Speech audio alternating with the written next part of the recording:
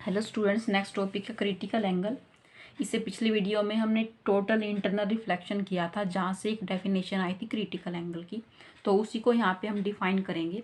तो ये था क्या कि ये वो एंगल ऑफ इंसिडेंस है जिसके लिए एंगल ऑफ रिफ्रैक्शन हमारा 90 डिग्री हो जाए। ठीक है, तो उसी को हम यहाँ पे डेफिनेशन के रूप में लिख रहे हैं। It is defined as angle of incidence in denser medium corresponding to which angle of refraction in rare medium is 90 degree.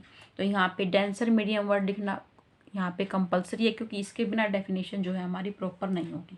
ठीक है, और इसको हम सी से रिप्रेजेंट करते हैं। Critical angle is represented by c. अब इस क्रिटिकल एंगल का रिफ्रैक्टिव इंडेक्स के साथ एक रिलेशन बनता है, जिसको हम यहाँ पे डिराइव करेंगे। Relation between refractive index and critical angle.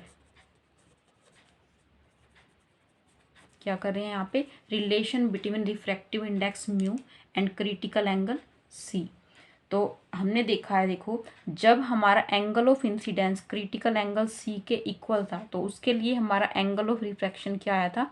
90 degree. ठीक है, अगर ये बात अभी समझ में नहीं आ रही है तो हमें पिछली वीडियो जो है ये देखनी पड़ेगी, टोटल इंटरनल रिफ्लेक्शन के फिनोमेना की। तो उसमें आपको ये पता लग जाएगा कि आई इक्वल टू सी है तो आर 90 कैसे है। ठीक है, तो when angle of incidence i equal to critical angle C, then angle of refraction equal to 90 degree, और यही इसकी डेफिनेशन है। ठीक है, तो जो हमने डायग्राम वहाँ पे बनाया था टोटल इंटरनल रिफ्लेक्शन के अंदर, तो एक बार वही डायग्राम यहाँ पे हमें अगेन बनाना पड़ेगा इसके डेरिवेशन के लिए।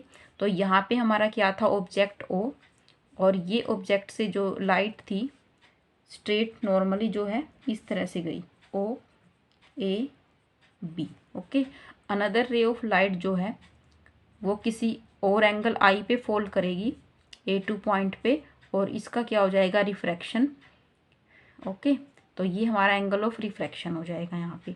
इसके बाद थर्ड रे ऑफ लाइट जो ली थी उसके लिए यहाँ पे I इक्वल टू सी हो जाता है, और ये जो है इंटरफेस के ऊपर ही रिफ्रैक्ट होती है, और यहाँ पे R जो है हमारा 90 हो जाता है। ठीक है, तो यहाँ पे हमें क्या करना है? स्नेल्स लॉ अप्लाई करना है। ठीक है, यहीं पे क्या करना है? स्नेल्स लॉ अप्लाई करना है। ये पॉइंट हमारा A3 था। ठीक है, सेम ही डायग्राम TIR के अंदर है, उसी को हमने यहाँ पे रिपीट किया है। तो अप्लाई स्नेल्स लॉ।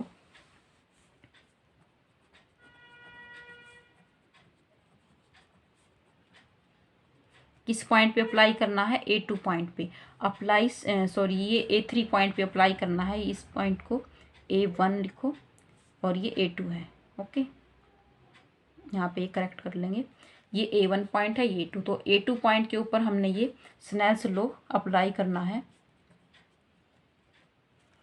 तो स्नेल्स लॉ अप्लाई करेंगे तो देखो, ये जो मीडियम है, यहाँ पे जो मीडियम है ये क्या था? Denser medium. ठीक है, ये कोई मीडियम, इसको बी ले लेते हैं, और यहाँ पे जो रेयर मीडियम है इसको हम ए ले लेते हैं। ठीक है, तो यहाँ का जो रिफ्रैक्टिव इंडेक्स है वो क्या होगा? Mu B.